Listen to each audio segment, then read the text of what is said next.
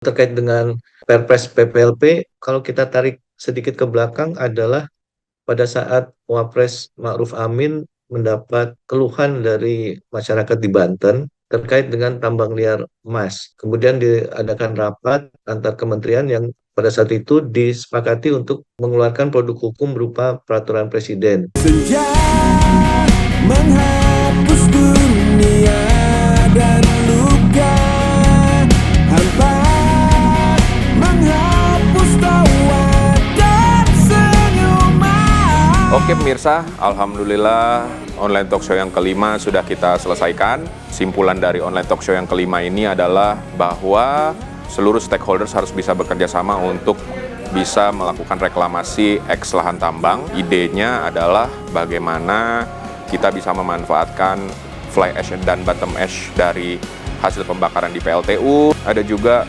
ide untuk bisa mencampurkannya dengan material sampah organik dan juga residu biomasa yang menumpuk di TPA.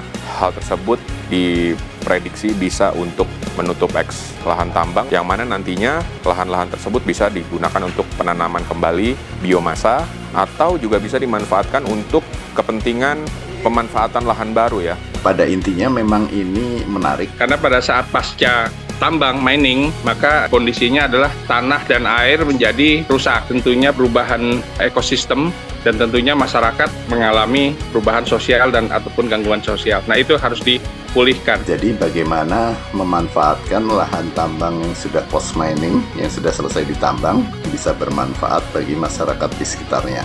Dan PLTU-nya juga bisa berubah dari batubara menjadi biomass. Terkait dengan hal ini, memang dari Marves kami bergeraknya di lingkup tataran produk hukum, Pak. Khusus untuk co-firing, kami kemarin juga membantu mempercepat Permen SDM 12/2023 terkait dengan Perpres PPLP. Kalau kita tarik sedikit ke belakang adalah pada saat Wapres Ma'ruf Amin mendapat keluhan dari masyarakat di Banten terkait dengan tambang liar emas. Kemudian diadakan rapat antar kementerian yang pada saat itu disepakati untuk mengeluarkan produk hukum berupa peraturan presiden.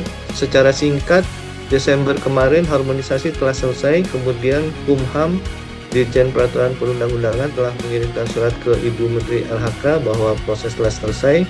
Lalu Ibu Menteri LHK mengirimkan surat ke Mensesnek, namun sampai saat ini masih dalam tahap paraf, Pak, jadi belum sampai dinaikkan ke Presiden. Pada saat kita diundang beberapa kali oleh Kemenko Marves, ada yang memfokuskan pada faba ya, reklamasi lahan tambang dengan menggunakan faba. Itu seperti apa Pak ya perkembangannya hingga saat ini? Nah, ini yang kami lakukan adalah metode landfill ini, Pak. Jadi ada uji kolom skala laboratorium, kemudian skala lapangan.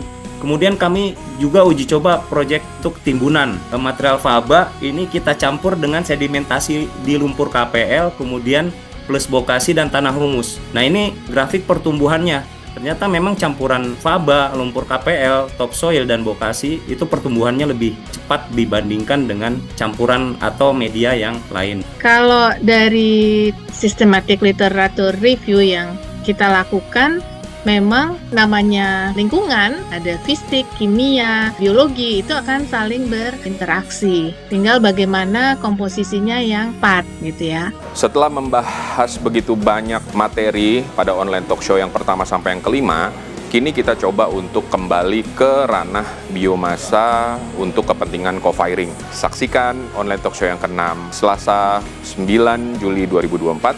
Jangan lupa registrasi sekarang juga.